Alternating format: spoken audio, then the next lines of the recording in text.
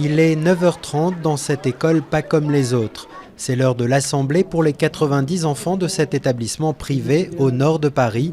Parmi eux, quelques-uns ont droit aux félicitations des enseignants. Vous avez été très directe et très franche et vraiment très douce avec elle. Et vraiment, je voudrais vous remercier et vous féliciter pour ça. Pareil pour les couleurs ? Pareil. Envoyez. Les heureux élus vont ensuite monter les couleurs sur fond de Marseillaise et d'hymne européen. Après cette courte pause que l'on veut ici fraternelle, chacun retourne dans sa classe.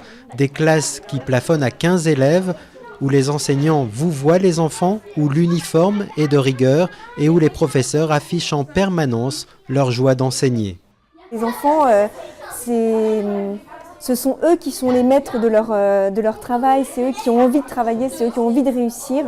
Et moi, je les accompagne. J'ai l'impression d'être dans une petite start-up, avec des collègues qui ont des idées, on travaille bien ensemble, on arrive à monter les choses.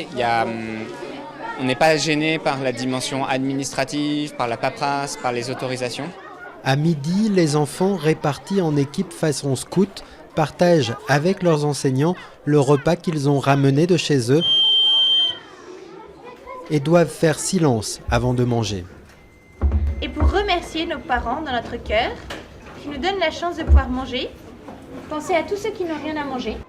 Bénédicité, laïque, corvée de nettoyage, crèche dans l'école, roi mage à découper en art plastique, autant de références chrétiennes dans un établissement pourtant fréquenté par une majorité d'enfants musulmans, mais sans pour autant heurter des parents séduits par la modicité des 75 € mensuels à débourser et en quête d'alternatives.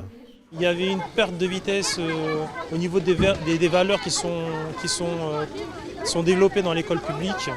Fondé en 2012, le réseau Espérance Banlieue compte aujourd'hui 8 établissements en France dans des communes toutes de droite et financées principalement grâce au mécénat d'entreprises.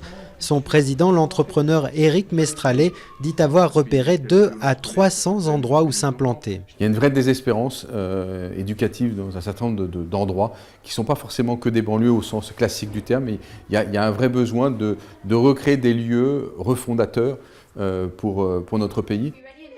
Bénéficiant d'un emballement médiatique habilement suscité, mais aussi de l'intérêt de François Fillon ou d'Emmanuel Macron, l'essaimage d'Espérance Banlieue inquiète cependant les défenseurs de l'enseignement public.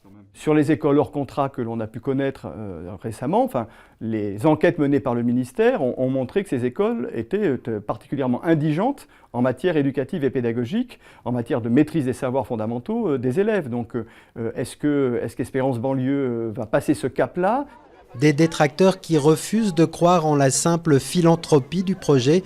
Pour eux, il s'agirait plutôt d'une vitrine du chèque éducation, un dispositif qui permettrait aux familles de choisir librement l'établissement scolaire de leurs enfants.